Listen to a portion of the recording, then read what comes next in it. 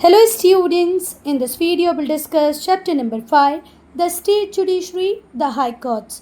बेटा इस वीडियो में हम लोग डिस्कस करेंगे हमारे स्टेट की हाईएस्ट जुडिशियल बॉडी को जिसे हम कहते हैं हाई कोर्ट। पढ़ना क्या है बेटा इस चैप्टर में हमें, तो सबसे पहले हम लोग पढ़ेंगे composition and organisation of high court, कैसे जजेस का अपॉइंटमेंट होता है, एडिशनल और एक्टिंग जजेस कौन होते हैं, क्या क्वालिफिकेशंस रिक्वायर्ड होते हैं हाई कोर्ट के जज बनने के लिए। फिर हम देखेंगे बेटा original appellate and revisionary jurisdiction of high court. फिर हम देखेंगे कि कैसे हमारे हाई कोर्ट्स फंडामेंटल राइट्स को एनफोर्स कराते हैं रिट्स लिखकर। अब रिट्स क्या होती हैं वो हम इस चैप्टर में आगे पढ़ेंगे, क्या होती हैं, कब लिखी जाती हैं। फिर हम क्यों कहते हैं सुप्रीम कोर्ट को या हाई कोर्ट को कोर्ट ऑफ रिकॉर्ड, वो भी हम चैप्टर में पढ़ेंगे। ठीक है, जो हाई कोर्ट होता है और जो सुप्रीम कोर्ट होते हैं दोनों को ही हम कोर्ट ऑफ रिकॉर्ड कहते हैं। बेटा क्यों कहते हैं, क्योंकि जितने भी cases supreme court high court में लड़े जाते हैं उन सब का प्रॉपर रिकॉर्ड मेंटेन होता है। क्यों होता है कि हम इनका रेफरेंस आगे किसी केस में ले सकें। फिर हम देखेंगे हमारे हाई कोर्ट की जुडिशियल रिव्यू की पावर को। फिर हम पढ़ेंगे कि कैसे हमारे हाई कोर्ट्स इंडिपेंडेंटली इम्पार्शली काम करते हैं, ना ही तो इनके ऊपर किसी लेजिस्लेटिव असेंबली के मेंबर का कोई कंट्रोल होता है, ना ही तो मेंबर ऑफ पार्लियामेंट इनके ऊपर कंट्रोल बना सकते हैं, ना ही तो कोई एग्जीक्यूटिव। बेटा जो हाई कोर्ट होते हैं ये अपेक्स बॉडी होते हैं स्टेट जुडिशरी की। ठीक है, स्टेट में डिस्ट्रिक्ट कोर्ट्स भी होते हैं, है ना, और हाई कोर्ट भी होते हैं, लोअर कोर्ट्स भी होते हैं, पर अपेक्स पोजीशन पे कौन होता है बेटा, हाई कोर्ट। क्लियर है। अभी हमारी कंट्री में 25 हाई कोर्ट्स हैं। अभी हमारी कंट्री में कितने हाई कोर्ट्स हैं बेटा, 25 हाई कोर्ट्स हैं। तो आपके दिमाग में एक क्वेश्चन आ रहा होगा, भाई इंडिया में तो 28 स्टेट हैं, 8 यूनियन टेरिटरीज़ हैं, तो टोटल तो 36 हाई कोर्ट्स होने चाहिए थे, फिर 25 ही क्यों हैं। तो बेटा 25 क्यों हैं, उसके लिए एक बात सुनो। हमारी कंट्री में कुछ स्टेट्स ऐसे हैं जिनके पास एक से ज़्यादा स्टेट की जुरिडिक्शन है। ठीक है, देखो एग्जाम्पल है गुवाहाटी हाई कोर्ट का। जो गुवाहाटी हाई कोर्ट है वो एंजॉय करता है जुरिडिक्शन कितने स्टेट्स का, 4 स्टेट्स का। फिर से ध्यान से सुनो, टोटल हमारी कंट्री में 25 हाई कोर्ट्स हैं, पर 28 स्टेट हैं, 8 यूनियन टेरिटरीज़ हैं, तो होने कितने चाहिए थे, 36, पर हैं सिर्फ 25। तो इसका क्या मतलब हुआ बेटा, मतलब कुछ हाई कोर्ट ऐसे होंगे जिनका जुरिडिक्शन एक से ज़्यादा स्टेट पे होगा। जैसे गुवाहाटी हाई कोर्ट है, ये एंजॉय करता है जुरिडिक्शन कितने स्टेट्स का, 4 स्टेट्स का। कौन कौन से, असम, अरुणाचल प्रदेश, मिज़ोरम और नागालैंड। बेटा अगर हम पहले की बात करें तो पहले तो जो गुवाहाटी हाई कोर्ट था ना वो 7 स्टेट्स को देखता था। मणिपुर, मेघालय और त्रिपुरा भी गुवाहाटी हाई कोर्ट्स के जुरिडिक्शन में ही आते थे, पर बाद में मणिपुर का सेपरेट हाई कोर्ट बन गया, सेम मेघालय और त्रिपुरा के साथ भी हुआ। क्लियर है, चले आगे। ऐसे ही बेटा बहुत सारे हाई कोर्ट ऐसे हैं हमारे जो यूनियन टेरिटरीज का जुरिडिक्शन रखते हैं। जैसे कि अगर मैं बात करूं मद्रास की, ठीक है, किसकी बेटा, मद्रास हाई कोर्ट की, तो जो मद्रास हाई कोर्ट है उसके पास जुरिडिक्शन किस किस का है, तमिलनाडु का भी है और पांडिचेरी का भी है। ठीक है, पांडिचेरी एक यूनियन टेरिटरी हुई। साथ ही साथ अगर हम कोलकाता हाई कोर्ट की बात करें तो कोलकाता हाई कोर्ट के पास वेस्ट बंगाल का जुरिडिक्शन तो है ही है, साथ ही साथ एक यूनियन टेरिटरी जिसका नाम है अंडमान निकोबार, उसका भी जुरिडिक्शन है। ऐसे ही हमारा जो बॉम्बे हाई कोर्ट है, बॉम्बे हाई कोर्ट के पास महाराष्ट्र का जुरिडिक्शन तो है ही है, साथ ही साथ दादरा एंड नागर हवेली, दामन एंड दीव का भी है। आई बात समझ में है।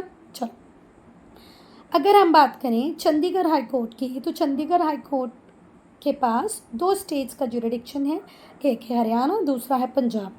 फिर अगर मैं बॉम्बे हाई कोर्ट की बात करूं तो इसके पास भी 2 स्टेट हैं और एक यूनियन टेरिटरी है। ठीक है, 2 स्टेट कौन कौन से, महाराष्ट्र और गोवा, और एक यूनियन टेरिटरी है दादरा एंड नागर हवेली एंड दामन एंड दीव। ठीक हुई बात। अगर हम हैदराबाद हाई कोर्ट की बात करें तो ये कॉमन हाई कोर्ट है किसका, तेलंगाना का और आंध्र प्रदेश का, पर अब ऐसा नहीं है क्योंकि हमारे आंध्र प्रदेश को मिल चुका है उसका खुद का हाई कोर्ट जिसका नाम है अमरावती। ठीक है, तो बेटा बात समझ में आई आपकी। देखो 2019 तक आंध्र प्रदेश और तेलंगाना का एक ही हाई कोर्ट था जिसे हम हैदराबाद हाई कोर्ट कहते थे। बाद में आंध्र प्रदेश को एक नया हाई कोर्ट मिल गया, कहाँ पर? अमरावती में। ठीक है, अगर हम यूनियन टेरिटरीज़ की बात करें तो जो नेशनल कैपिटल टेरिटरी दिल्ली है उसका भी हाई कोर्ट है, जबकि जो दूसरी यूनियन टेरिटरीज़ हैं जैसे जम्मू एंड कश्मीर, लद्दाख, इनका कॉमन हाई कोर्ट है। अब हम देखेंगे बेटा composition and organisation of high courts. High court के कंपोजिशन को देखेंगे, इनके ऑर्गेनाइजेशन को देखेंगे। देखो बेटा, हमारे इंडिया में है सिंगल इंटीग्रेटेड जुडिशियल सिस्टम। इसको याद रखना, इंडिया में क्या है? Single integrated judicial system. जो हाई कोर्ट्स हैं यूनाइटेड स्टेट्स ऑफ अमेरिका के, वो ऑर्गेनाइज होते हैं कैसे? Under the laws of the state. वहाँ पर क्या है? स्टेट्स के पास बहुत सारी पावर्स हैं और उन पावर्स के अकॉर्डिंग वो अपने हाई कोर्ट्स को भी चलाते हैं। ठीक है, आप लोगों को पता ही होगा कि जो इंडिया है वो कमिंग टुगेदर फेडरेशन नहीं है यूनाइटेड स्टेट्स ऑफ अमेरिका की तरह, हम होल्डिंग टुगेदर फेडरेशन है। यूनाइटेड स्टेट्स ऑफ अमेरिका के अलग अलग स्टेट साथ में आके एक फेडरेशन बनाते हैं जिसे हम यूनाइटेड स्टेट्स ऑफ अमेरिका कहते हैं, पर इंडिया में ऐसा नहीं है।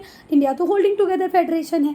तो ये डिफरेंस आपको कोर्ट्स में भी देखने को मिलेगा कि भाई जो हाई कोर्ट्स हैं यूनाइटेड स्टेट्स ऑफ अमेरिका के, वो एक स्टेट के लॉज के अकॉर्डिंग चलते हैं, पर हमारे इंडिया में ऐसा नहीं है। वहाँ पर क्या होता है बेटा, जो कंपोजिशन होता है स्टेट हाई कोर्ट्स का, वो स्टेट टू स्टेट वेरी करता है। ठीक है, consequently their composition varies from state to state.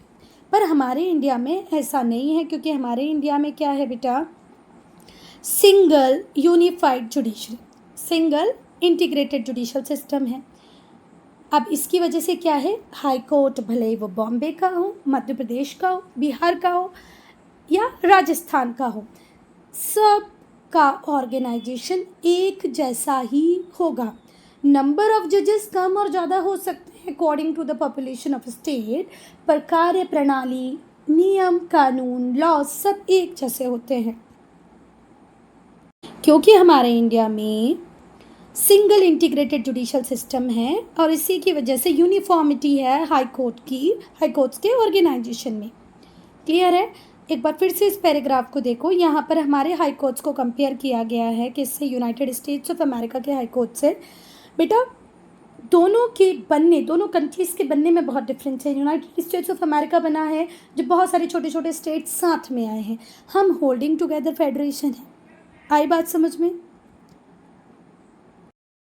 अब बेटा आपको ये बात तो अच्छे से समझ में आ गई होगी कि क्यों यूनाइटेड स्टेट्स ऑफ अमेरिका में जितने स्टेट्स हैं उनके जो हाई कोर्ट हैं उनका ऑर्गेनाइजेशन डिफ़र करता है, पर हमारे इंडिया में ऐसा नहीं है। हमारे इंडिया में सिंगल इंटीग्रेटेड जुडिशियल सिस्टम है जिसकी वजह से हमें हाई कोर्ट्स में यूनिफॉर्मिटी देखने को मिलती है। ठीक है, हाई कोर्ट के ऑर्गेनाइजेशन में हमें क्या देखने को मिलती है? यूनिफॉर्मिटी। अब हम कैरेक्टरिस्टिक्स डिस्कस करेंगे हाई कोर्ट्स के ऑर्गेनाइजेशन के। तो पहला कैरेक्टरिस्टिक्स है बेटा कंपोजिशन। हर हाई कोर्ट में चीफ जस्टिस होता है, दूसरे अदर जजेस भी होते हैं जिन्हें प्रेसिडेंट अपॉइंट करते हैं टाइम टू टाइम। तो हाई कोर्ट की पहली बात आप याद रखें कि उसमें चीफ जस्टिस होता है, दूसरे अदर जजेस भी होते हैं जिन्हें हम टाइम टू टाइम अपॉइंट करते हैं।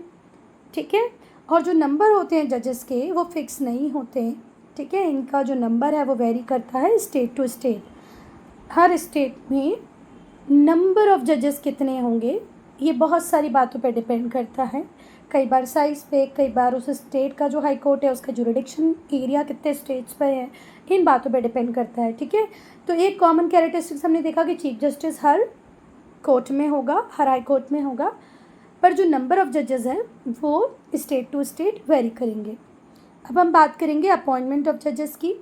जो चीफ जस्टिस होते हैं हाई कोर्ट के, उन्हें अपॉइंट करते हैं प्रेसिडेंट ऑफ इंडिया। किससे कंसल्ट करके बेटा? सुप्रीम कोर्ट के चीफ जस्टिस से कंसल्ट करके। सुप्रीम कोर्ट में होते हैं चीफ जस्टिस ऑफ इंडिया। कौन होते हैं बेटा सुप्रीम कोर्ट में? होते हैं चीफ जस्टिस ऑफ इंडिया, और करंट चीफ जस्टिस हैं धनंजय वाई चंद्रचूड़।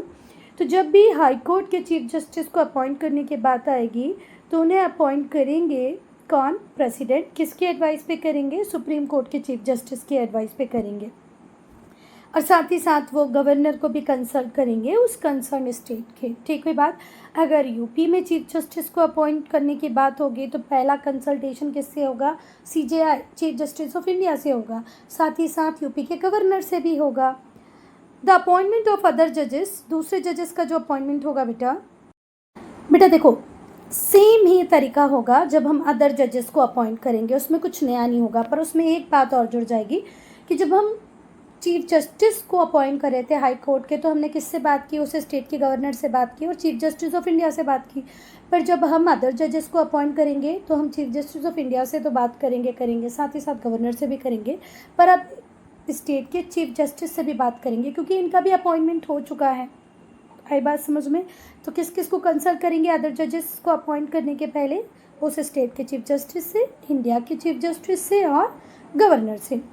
अब एक बात और याद रखना बेटा, सुप्रीम कोर्ट रूल्ड दैट, बेटा सुप्रीम कोर्ट भी इस बात को बोलता है कि जब भी चीफ जस्टिस ऑफ इंडिया किसी भी रिकमेंडेशन को देंगे कि भाई इसे जज बनाओ, इसे चीफ जस्टिस बनाओ, तो वो खुद अकेले नहीं दे सकते बेटा, उन्हें भी 2 सीनियर मोस्ट जजेस जो होंगे सुप्रीम कोर्ट के उनसे कंसल्ट करना पड़ेगा। जहाँ पर हम बात करें कि सीजीआई को कंसल्ट करेंगे, सीजीआई को कंसल्ट करेंगे, तो सीजीआई को कंसल्ट करने का मतलब क्या है कि सीजीआई को तो आप कंसल्ट कर ही रहे हो, पर सीजीआई साथ ही साथ 2 और सुप्रीम कोर्ट के जजेस से पहले बात कर चुका होता है अपनी रिकमेंडेशन को देने के पहले।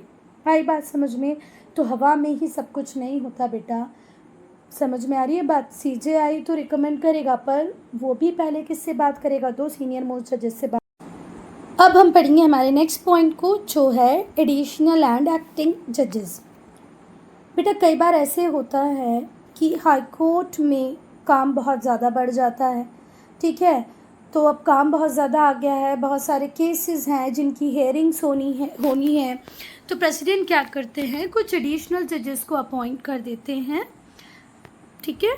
In case of temporary increase in the business of high court, कई बार ऐसा होता है कि टाइम बीइंग केसेस बहुत ज़्यादा आ जाते हैं जिनकी हेयरिंग होनी होती है ना, तो प्रेसिडेंट उस टाइम में एडिशनल जजेस को अपॉइंट कर देता है।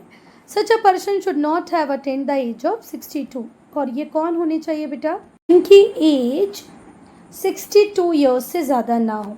ठीक है बात? फिर से एक बार बुक में रीडिंग कर ले क्या? देखो, in case of temporary increase in the business of high court, जब हाई कोर्ट में बहुत सारे केसेस आ जाएंगे तो प्रेसिडेंट अपॉइंट करेंगे एडिशनल जजेस को, और ये जो जजेस होंगे इनकी एज 62 ईयर्स से ज़्यादा नहीं होनी चाहिए बेटा। और कई बार ऐसे भी होता है कि जो जज होते हैं हाई कोर्ट के वो अपनी ड्यूटीज़ को परफॉर्म नहीं कर पाते, किसी रीज़न से वो अपनी ड्यूटीज़ को परफॉर्म नहीं कर पाते हैं, तो जो प्रेसिडेंट होते हैं वो एक क्वालिफाइड पर्सन को, जिसके पास जज बनने का प्रॉपर क्वालिफिकेशन होता है, उसे जज अपॉइंट कर देते हैं।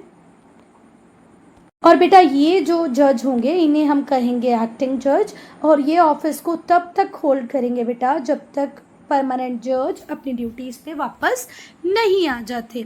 फिर से ध्यान से सुनो, कई बार हम लोगों ने ऐसे देखा है कि जो जज थे हाई कोर्ट के वो किसी वजह से बीमार हैं या कुछ और काम है, वो प्रॉपर अपनी ड्यूटीज़ को परफॉर्म नहीं कर पा रहे हैं, तो प्रेसिडेंट अपॉइंट कर देते हैं एक जूली क्वालिफाइड पर्सन को, जो जज बनने लायक होगा, जो जज बनने की क्वालिफिकेशन रखता होगा, उसे अपॉइंट कर देंगे और उसे कहेंगे हम एक्टिंग जज, और वो जब तक जज रहेगा जब तक बेटा हमारा परमानेंट जज वापस नहीं आ जाता। और कई बार ऐसे भी होता है कि भाई हमारे चीफ जस्टिस ही बीमार पड़ गए, हमारे चीफ जस्टिस को ही कुछ ऐसा हो गया, कोई प्रॉब्लम आई या कुछ भी हुआ कि वो भी अपनी ड्यूटीज़ को परफॉर्म नहीं कर पा रहे हैं, तो इस केस में भी प्रेसिडेंट के पास पावर है कि वो कोर्ट के परमानेंट जजेस को टेम्परली क्या बना दें? चीफ जस्टिस बना दें। और ये चीफ जस्टिस भी कब तक काम करेंगे बेटा? जब तक हमारे परमानेंट चीफ जस्टिस वापस नहीं आ जाते। बेटा अब हम पढ़ेंगे क्वालिफ़िकेशंस को, ठीक है, कि भाई जज बनना है तो आपके पास क्या क्या क्वालिफ़िकेशंस होने चाहिए। पहला, हम इंडियन सिटीज़न हो, भारतीय नागरिक हो, इजी है, याद रहेगा आप लोगों को। सेकंड है, one should have held a judicial office in India for at least 10 year, जिसके पास जुडिशियल ऑफिस रहा हो लगभग कितने सालों के लिए, 10 सालों के लिए। तो तीसरा है one should have been advocate of high court for at least 10 year. 10 साल अगर कोई व्यक्ति एडवोकेट रहता है हाई कोर्ट का तो भी वो जज बन सकता है। अगर उसके पास कोई जुडिशियल ऑफिस हो लगभग 10 साल के लिए तो भी वो जज बन सकता है, पर उसका इंडियन सिटीज़न होना भी उतना ही ज़रूरी है। अब एक बात बहुत अच्छे से ध्यान से सुनना बेटा, the qualification are distinguished jurist. पहले से होता था बेटा कि प्रेसिडेंट को अगर ऐसे लगे कि भाई ये व्यक्ति तो डिस्टिंग्विश्ड ज्यूरिस्ट है, इसके जैसे फैसले कोई ले नहीं सकता, इसे तो बहुत अच्छी पोजीशन पे होना चाहिए, तो ये ऐड किया गया था 42nd अमेंडमेंट द्वारा। कब? 1976 में। पर इसे ओमिट कर दिया गया 44th अमेंडमेंट के द्वारा जो आया था 1978 में। फिर से ध्यान से सुनना, अगर ऐसा लगेगा कि भाई ये तो एक बिल्कुल डिस्टिंग्विश्ड ज्यूरिस्ट है, इसे हमें कोई अच्छी पोजीशन दे देना चाहिए, ये हमने ऐड किया था कब? 1976 में 42nd अमेंडमेंट में। पर जल्दी ही इसे ओमिट कर दिया गया, इसे खारिज कर दिया गया कब? 44th अमेंडमेंट एक्ट के अकॉर्डिंग। कब? 1978 में। Term of office and removal. अच्छा ये वाला समझ में आया कि नहीं, पहले तो ये बताओ, ये समझ में आ गया? कोई चीज़ 42nd अमेंडमेंट के अकॉर्डिंग जोड़ी गई कब? 1976 में, उसे खारिज कर दिया गया, हटा दिया गया 44th अमेंडमेंट में। कब? 1978 में। अब हम टर्म ऑफ ऑफिस की बात करेंगे और इनकी रिमूवल की बात भी करेंगे कि हाई कोर्ट के जज कितने साल तक ऑफिस में रह सकते हैं, साथ ही साथ इन्हें कैसे रिमूव कर दिया जाता है, किया जा सकता है, जाता नहीं है, मतलब कैसे कर सकते हैं अगर कुछ गलत काम हमारे जजेस कर दें तो। एवरी जज of high court shall hold office until he attain the age of 62 years. 62 साल तक वो जज बने रह सकते हैं। ठीक है, कितने साल इनकी रिटायरमेंट एज है? 62 ईयर्स। ठीक है, मतलब किस साल में रिटायर होंगे? 62 ईयर में रिटायर होंगे। पर कई बार अगर हमें ऐसे लगे कि भैया ये जो जज हैं इन्होंने कुछ मिसबिहेवियर किया है, या कहीं किसी केस से हमें ये पता चले कि भाई ये तो कैपेबल ही नहीं है, तो हम इन्हें रिमूव कर सकते हैं इनके ऑफिस से। ठीक है, पर वो मिसबिहेवियर प्रूफ होना चाहिए, इनकैपेसिटी प्रूव होनी चाहिए तभी। But it is possible only, पर ये पॉसिबल कभी होगा जब पार्लियामेंट के हाउस एक रिजोल्यूशन पास कर दें by a majority of total membership of that house. पहली बात तो ये मिसबिहेवियर, ये इनकैपेसिटी प्रूव होनी चाहिए, फिर उसके बाद पार्लियामेंट में ये रेजोल्यूशन पास होना चाहिए, और वो भी 2/3 मेजॉरिटी से, कि भाई जितने भी मेंबर प्रेजेंट हो उसके 2/3 मेंबर जब ये बात बोलें कि भाई सही बात है, इस जज को तो हटा देना चाहिए, इसने ये गलती की। वैसे बहुत सारे फैसले बेटा हम मोर देन हाफ मेजॉरिटी, जैसे ही 51% हमारे पास वोटिंग हुई हम फैसला ले लेते हैं, पर जजेस के रिमूवल में ऐसा नहीं है। यहाँ पर 2/3 मेजॉरिटी को देखा जाता है। 2/3 मेजॉरिटी कितनी होगी ज़रा देखो, 33.33 ऐसे ही जाते जाएगा। तो जब तक 66.66% लोग हाँ ना बोल दें ये फैसला नहीं लिया जाएगा। आई बात समझ में? फिर से देखो, एक जज को हम रिमूव कर सकते हैं अगर हमें ये लगे कि भाई इसने कुछ मिसबिहेव किया है, ये इनकेपेबल है। पर ये पॉसिबल कभी होगा जब हाउस ऑफ पार्लियामेंट में रेजोल्यूशन लाया जाएगा और उस रेजोल्यूशन को टोटल मेंबर्स के 2/3 मेंबर पास कर देंगे। ठीक है, they should then present an address. फिर ये एक एड्रेस को प्रेजेंट करेंगे, इस एड्रेस में ये रिक्वेस्ट करेंगे प्रेसिडेंट को कि भाई इस व्यक्ति को आप इसके ऑफिस से रिमूव कर दो। तो बेटा इस बात को आप ऐसे भी समझ सकते हो कि जो मोड ऑफ रिमूवल होता है जजेस का हाई कोर्ट के, वो एग्जैक्टली सेम होता है किसकी तरह ही? सुप्रीम कोर्ट के जजेस की तरह ही। सुप्रीम कोर्ट के जजेस को कैसे रिमूव किया जा सकता है, उसके लिए भी हमने यही प्रोसेस पढ़ा था कि भैया उसका मिसबिहेवियर, उसकी इनकैपेसिटी पहले तो प्रूव हो, फिर वो पार्लियामेंट में जाए, फिर पार्लियामेंट में 2/3 मेजॉरिटी से पास हो, है ना? ऐसा ही यहाँ पर भी होता है। बेटा और ये जो प्रोसेस है जजेस के रिमूवल का, ये डिफ़िकल्ट प्रोसेस है और इसे डिफ़िकल्ट बनाया ही इसलिए गया है कि हम इंश्योर कर पाएँ किसकी इंडिपेंडेंस को, हाई कोर्ट की इंडिपेंडेंस को। ठीक है, समझ में आई बात। ये प्रोसीजर जो है कि भाई 2/3 मेजॉरिटी से पास होगा तभी जजेस को रिमूव किया जाएगा, ये डिफ़िकल्ट है और इसे डिफ़िकल्ट बनाने के पीछे एक मकसद क्या है कि भाई हम हमारी जुडिशरी को ओपन हैंड दे पाएँ, उन्हें इंडिपेंडेंट रख पाएँ।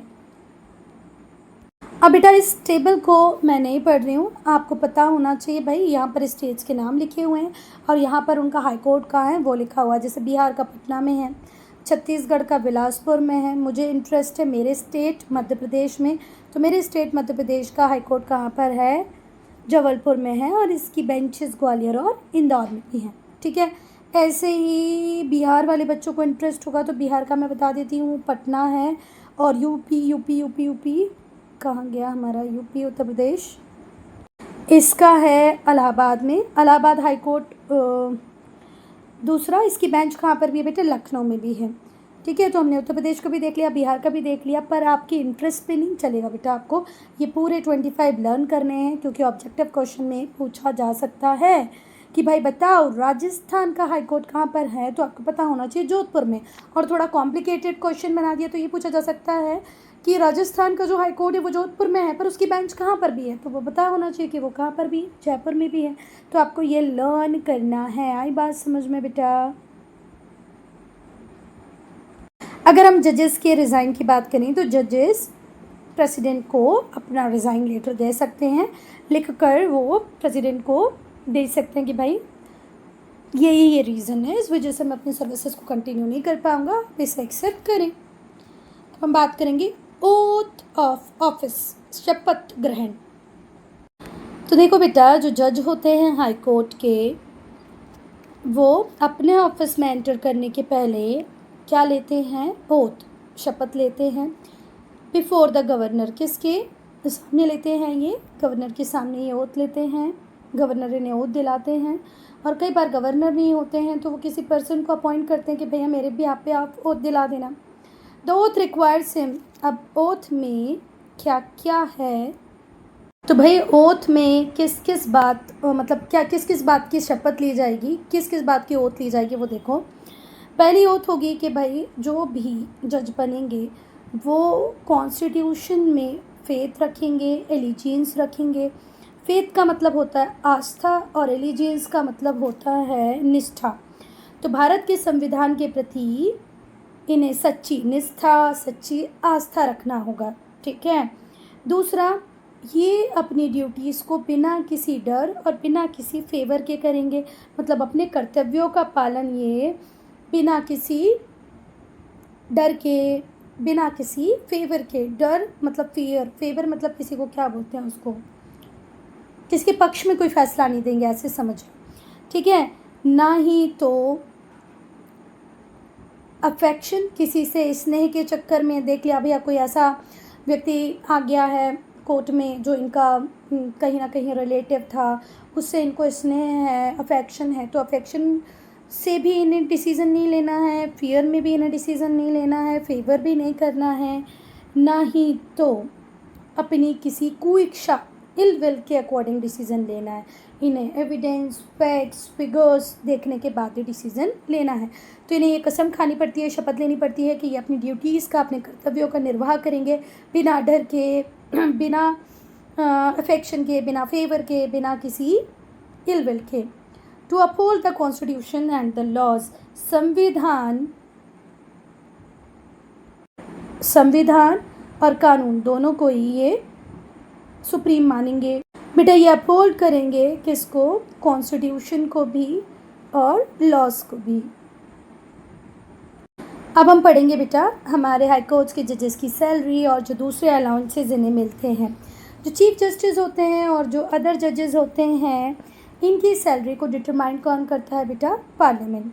The chief justice and other जजेस are paid such salaries as may be determined by parliament. Parliament determine करती है। इनकी जो सैलरी और जो अलाउंसेस होते हैं वो कंसोलिडेटेड फंड ऑफ स्टेट से आते हैं। ये हमेशा याद रखना बेटा, ऑब्जेक्टिव क्वेश्चन में भी पूछा जा सकता है कि सैलरीज और अलाउंसेस जो जजेस को दिए जाते हैं वो कहाँ से आते हैं, तो वो आते हैं कंसोलिडेटेड फंड ऑफ स्टेट से।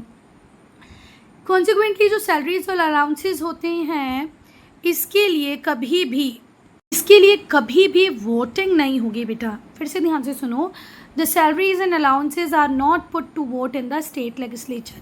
सैलरी पे कभी डिस्कशन, कभी वोटिंग स्टेट लेजिस्लेचर में तो होगी ही नहीं। दे can not be varied by parliament, और ना ही तो पार्लियामेंट इन्हें कम कर सकता है, ठीक है। They can not be varied by parliament to the disadvantage. Disadvantage का मतलब तो क्या हुआ, जो सैलरी है उससे बढ़ जाए तो कोई मतलब नहीं, कम हो गई तो जजेस के लिए डिसएडवांटेज है ना। तो कभी भी ये डिसएडवांटेज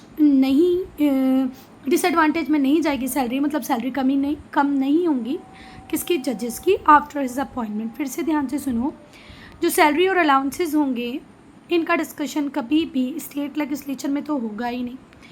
इवन इन्हें पार्लियामेंट कभी भी कम नहीं कर सकती है जजेस के अपॉइंटमेंट के बाद। All this provision are meant to ensure, और ये सारे प्रोविजन इसलिए बनाए गए हैं कि जो हमारे जजेस हैं वो इंडिपेंडेंटली काम कर पाएँ, इम्पार्शली काम कर पाएँ। अगर कोई स्टेट वोटिंग करके इनकी सैलरीज को बढ़ा सकता होगा या कम कर सकता होगा तो इन्हें हमेशा एग्जीक्यूटिव्स के कंट्रोल में रहना पड़ेगा, है ना, हमेशा लेजिस्लेचर के कंट्रोल में रहना पड़ेगा। Student, I'm ending this video here. Only if you have any doubt, any problem to write in comment section. कोई सजेशन है तो वो भी देना। हम लोग हमारे पार्ट 2 को स्टार्ट करेंगे किससे, ज्यूरिडिक्शन ऑफ हाई कोर्ट से।